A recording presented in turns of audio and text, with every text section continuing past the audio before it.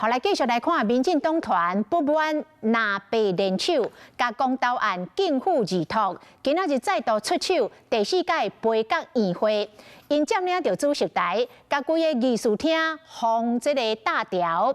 这个国民党团呼吁讲，拄好就好。啊，民进党团是回应讲，只要院长韩国瑜按照承诺调集协商，就会当继续来开会。 7点1个到，民进党立委随了风潮，唔若准时提案，阁开始布置现场。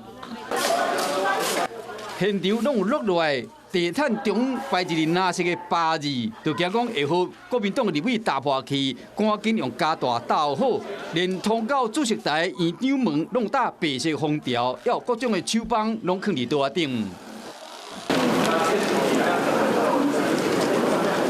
国民党立委罗志强嘛出手反制，肯通过第1阶段罢免案的立委文宣，甚至甲吴思瑶的海报来致歉。吴思瑶本人随瓦根甲伊做伙翕相。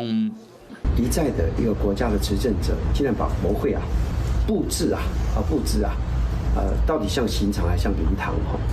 希望这样的一个耍猴戏的方式能够适可而止。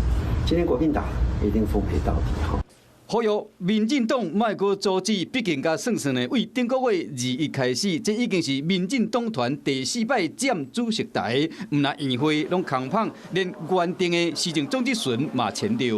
蓝白要的是让2个空壳公投生米煮成熟饭，捍卫国会的民主秩序。民进党当然不可能退让，只要有协商就可以开会。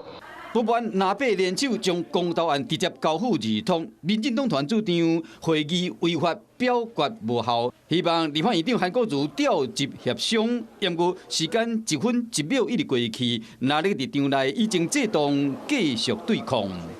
Hello， 我是雷亚，想要抢先掌握最及时的新闻资讯吗？赶快订阅、按赞、开启小铃铛，锁定华视新闻 YouTube 频道。